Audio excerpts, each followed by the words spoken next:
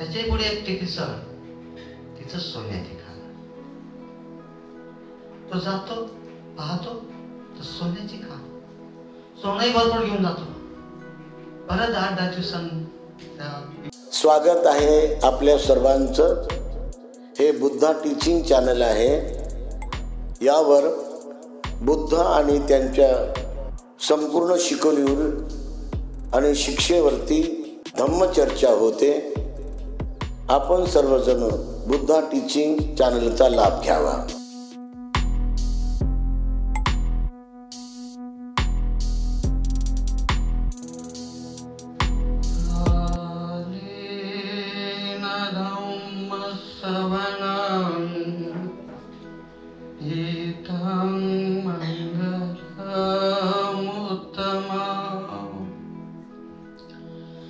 प्रज्ञाशील करुणेची उद्गाते विश्व शांतीदूत, विश्वाला शांतीचा संदेश देणारे महाकारुणिक तथागत भगवान गौतम बुद्ध, विश्ववंदनीय, विश्वभूषण, विश्वरत्न बोधिसत्व परमपिता डॉक्टर बाबासाहेब आंबेडकर आणि आज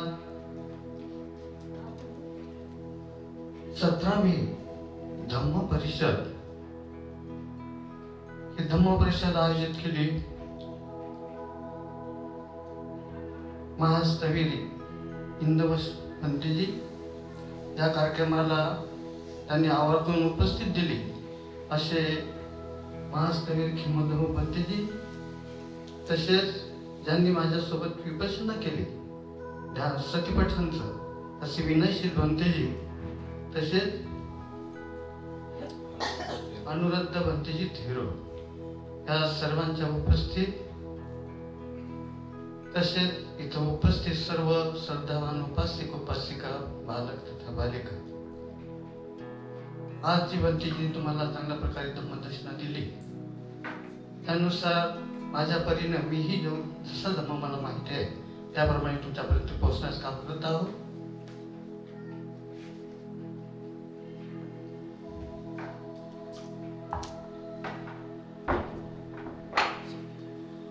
तर बघा, आपण पहिले सुरुवात केली. कालेन धम्म श्रवण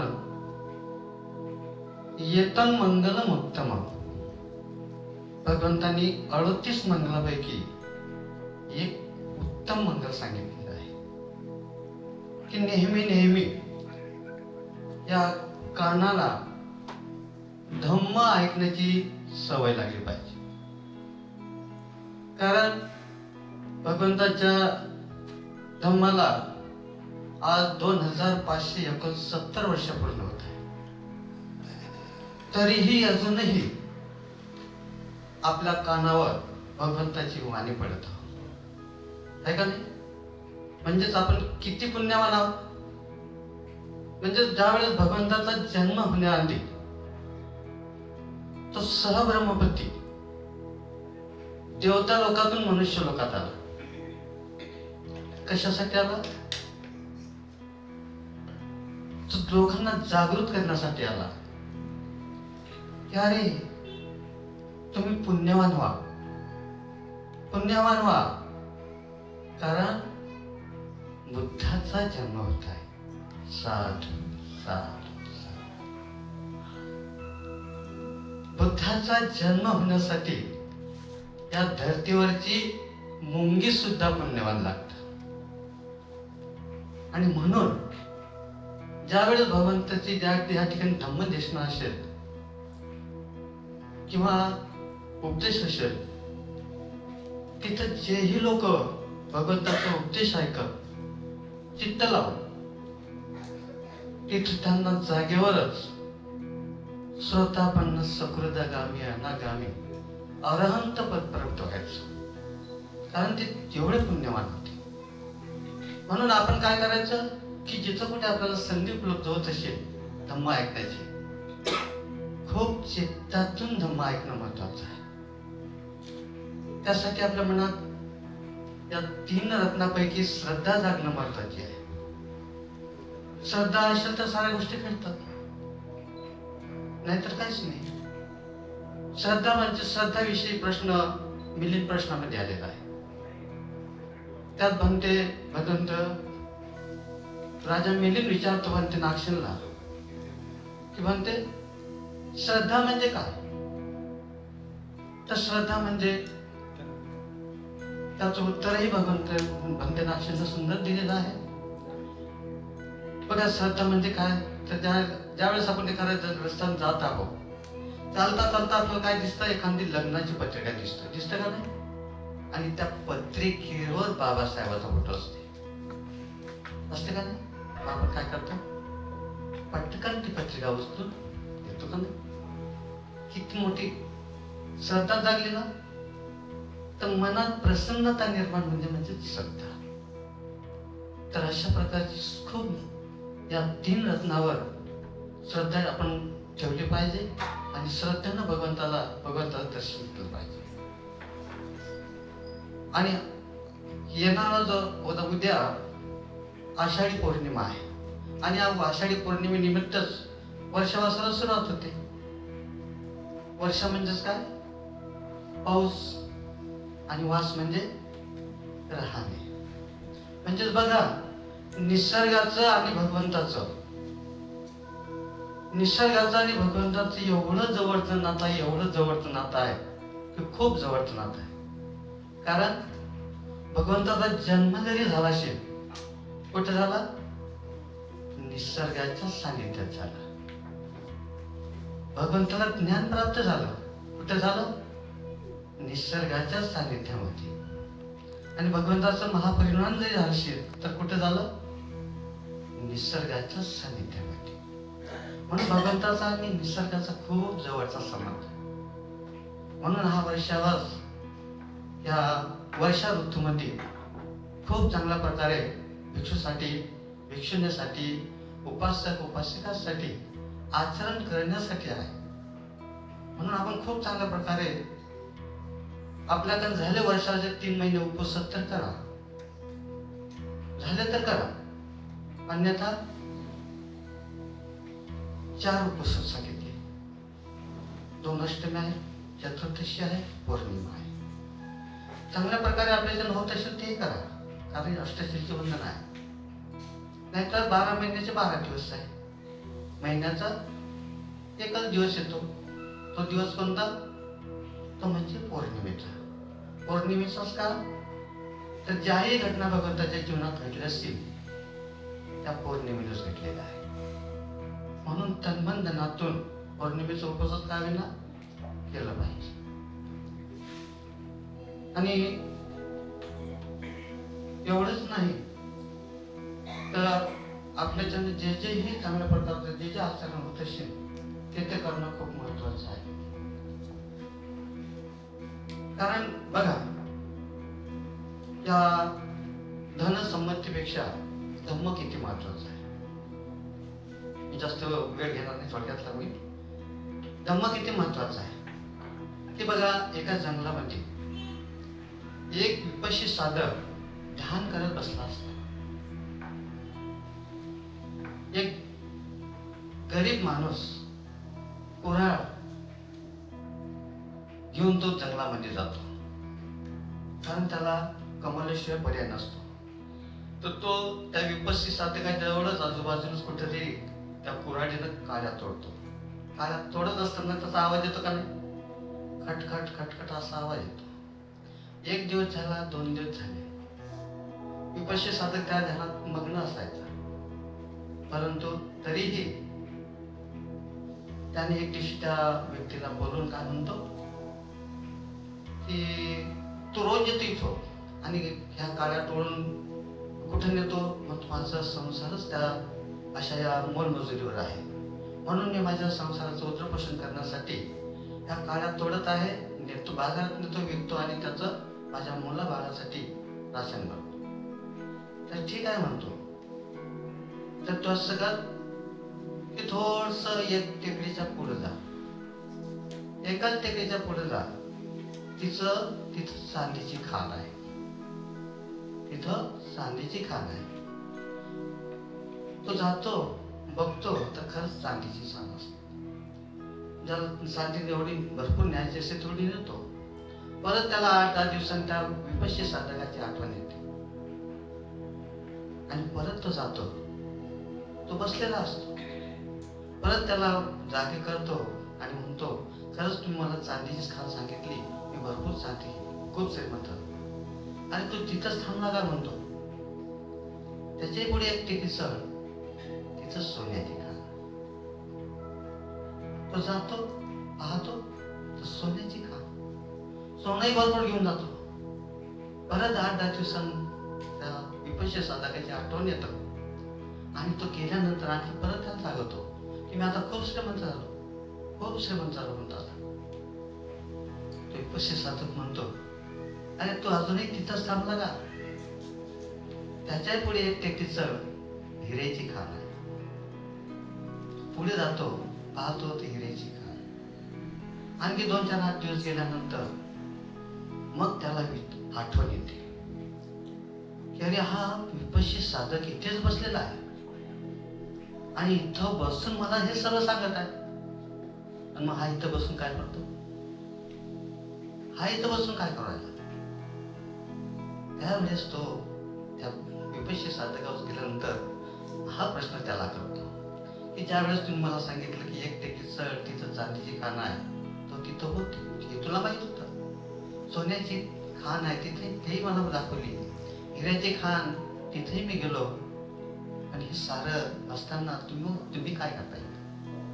तर त्यावेळेस तो विपश्य साधक म्हणतो, या सर्वांपेक्षा धम्म महान आहे. या सर्वांपेक्षा काय आहे? धम्म महान आहे. म्हणून धम्माचं आचरण आपल्या जीवनात जेवढं आपण चांगल्या रीतीने करसाल तेवढा आपला फायदा. कशा प्रकारे धम्म कशा प्रकारे आचरण आणला पाहिजे? असं नाही, नतावता धम्म धरो यावता बहुभासती योच अपंपी सुत्वान धम्म कायेन पसंती. त्यासाठी कायेनं जर धम्म तुम्हाला आचरणात आणणार असेल तर त्यासाठी तुम्हाला कमीत कमी एक तरी विपश्यना शिबिर करणं गरजेचं आहे. जोपर्यंत तुम्ही विपश्यना शिबिर करत नाही तोपर्यंत तुम्हाला जीवनाचा अर्थ कळत नाही. कारण हे जीवन खूप महत्वाचं आहे. हा सुंदरसा जन्म आपल्याला जर लाभला असेल तर असाच लाभला का? नाही, त्याचं फार मोठं कारण आहे. आपण फार मोठं पुण्य कर्म ठेवून राहिलो. पहिलेच तर म्हटलंय बघत नाही, दुर्लभ मनुष्य जन्म. हा जन्म आपल्याला लाभलेला आहे, खूप आपला पुण्यकर्म आहे. मग तो कशासाठी? कशासाठी? कारण ही संधी दिलेली आहे. हा जन्मात दिला असेल आपल्याला ती ही संधी दिली आहे आणि या संधीचाही कालावधी फार कमी आहे. फार कमी आहे कालावधी. म्हणजे भगवंताच्या काळात ते 120-130 पर्यंत होते. आता कुठे गेलं 100च्या आतमधलंच आहे. म्हणून ही संधी फार कमी आहे. मग ही संधी जन्म त्यासाठी भेटला की ही संधी आपल्याला यासाठी दिली कारण फक्त या दान बारा पूर्ण करण्यासाठी हा मनुष्य जन्मच लागतो.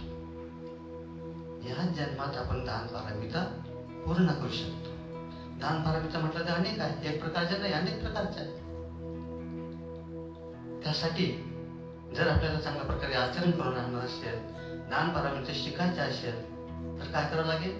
भगवंतांनी महामंगलसूत्रात म्हटलं आहे, असेवनाच बालानंद पंडितानंद सेवना पूजाच पूजनीयानं एकदम मंगलमुत्तम.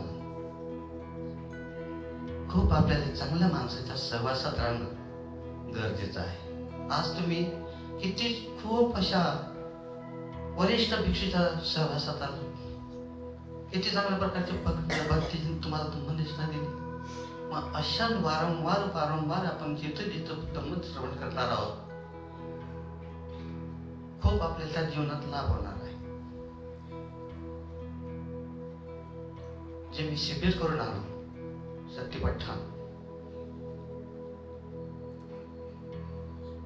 सत्यपठाण भगवंतांनी अवघ्या जीवनामध्ये 82,000 उपदेश दिलेले आणि त्या 82,000 उपदेशातला मधला हा अत्यंत एक महत्वाचा उपदेश.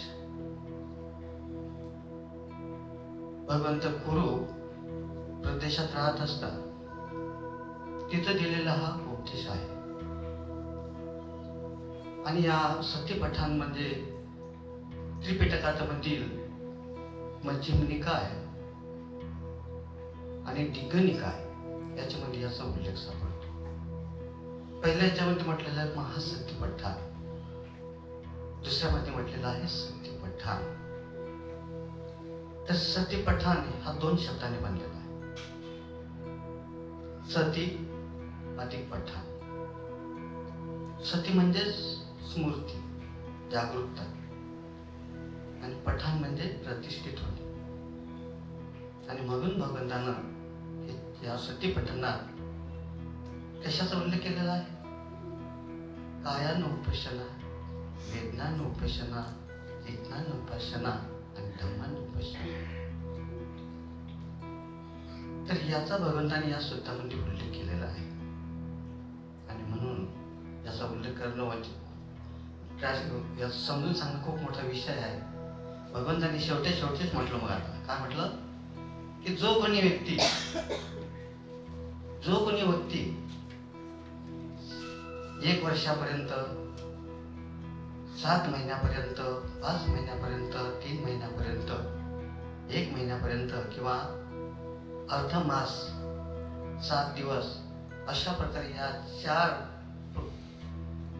स्मृतीचं प्रस्तावना जो करील आचरणातून, त्यांनी नक्कीच या 2 फळाची आशा ठेवा.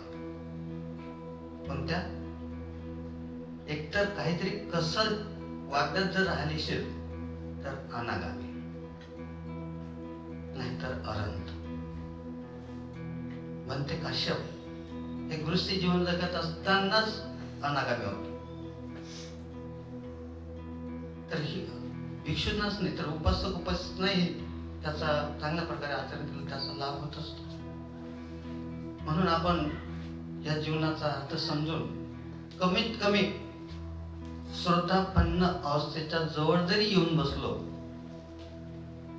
तरीही या जीवनाचा आपण काहीतरी सार्थक साधलं असा त्याचा अर्थ होतो. म्हणून यासाठी आपल्याला त्या धम्माच्या मार्गावर आरोट राहत पडते.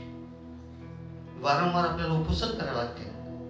एक जरी तुम्ही उपसत केलं, त्या एका उपसतामध्ये तुमच्या 10 पारामिता बनतात. एकाच उपसाला बनतात. मग नेहमी आपण उपसत जर ठेवले तर ते आपल्या 10 पारामिता पूर्ण होतात. मग ह्या पारमिता भगवंतांनी ते खूप केल्या. दीपंकर बुद्धाच्या काळात सिद्धार्थ गौतम बोधिसत्व असताना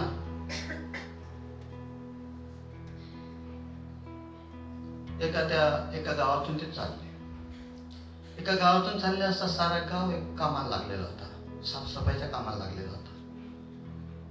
साफसफाई, कोणी फुलं लावायचे, सुंदर गाव बनवत होते. आणि हा बोधिसत्व त्या गावातून निघाला.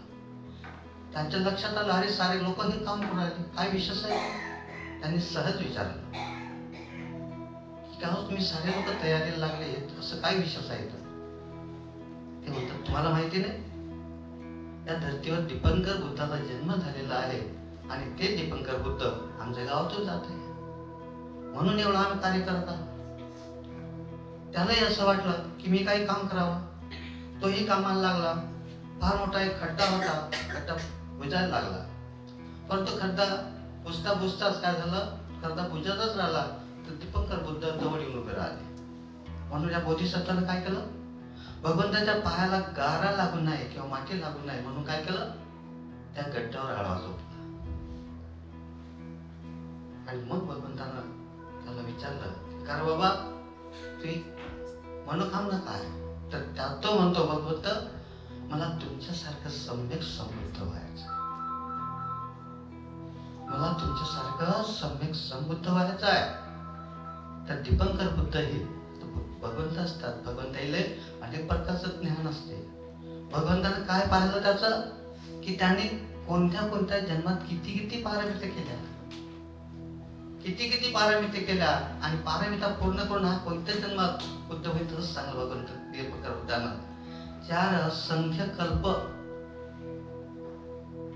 आणि 1 कल्प म्हणजे एवढ्या येथून तू सिद्धार्थ गौतमाचा सम्यक बुद्ध गौतम बुद्ध म्हणू शकतो. असे हे पारमिता पूर्ण करण्याकरता असा हा बोधिसत्वाचा बुद्धाचा जन्म लागतो.